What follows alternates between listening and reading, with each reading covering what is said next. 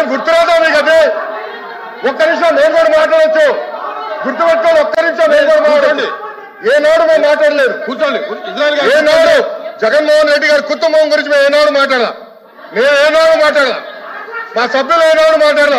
కూర్చోండి. శాసనసభ సాక్షిగా మా తల్లిని అవమానిస్తే కూర్చోమంటారా? కూర్చోమంటారా?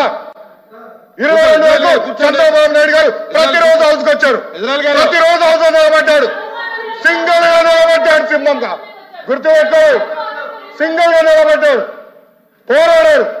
ఆ రోజు మా తల్లిని అవమానించారు. ఈ రోజు మీరు కావాలని పోస్టులు కూడా అట్లనే పెడుతున్నారు. మా తల్లిని అవమానించారు ఆ రోజు. మీకు గుర్తురాదా? ఎన్ని ఎక్కడ అవమానించలేదు సార్, ఎక్కడ అవమానించలేదు. మీరు ఎట్లా మాట్లాడారో? మీరు ఉన్నారా హౌస్ లో? మీరు ఉన్నారా హౌస్ లో? మీరు ఉన్నారా హౌస్ లో? ఆ రోజు కూర్చోండి. మా తల్లిని అవమానించారు. అక్కడ ఉన్నారా హౌస్ లో?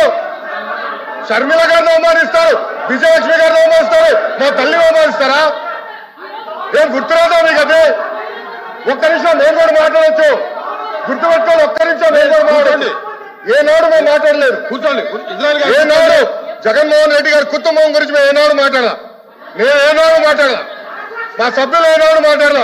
కూర్చోండి. శాసనసభ సాక్షిగా మా తల్లిని అవమానిస్తే కూర్చోమంటారా? కూర్చోమంటారా? 22 వరకు చంద్రబాబు నాయుడు గారు ప్రతిరోజు హౌస్కి వచ్చారు, ప్రతిరోజు హౌస్ నిలబడ్డాడు, సింగిల్ గా నిలబడ్డాడు. సింహంగా గుర్తుపెట్టుకో, సింగిల్ గా నిలబడ్డాడు, పోరాడాడు. ఆ రోజు మా తల్లిని అవమానించారు కనుకనే బాధ తట్టుకోలేక సభ బైకాట్ చేసి బయటికి వెళ్ళారు. కానీ ఎమ్మెల్యేలు ఉన్నారు ఇక్కడ. నిమ్మల రామారెడ్డి గారు వెళ్ళారు, స్వామి గారు ఉన్నారు, ఇతర గొట్టపాటి రవి గారు వెళ్ళారు. అది మాకున్న చిత్తశుద్ధి అండి. ఈ రోజు మీ ఎమ్మెల్యేలు ఎందుకు రావట్లేదని అడుగుతున్నా.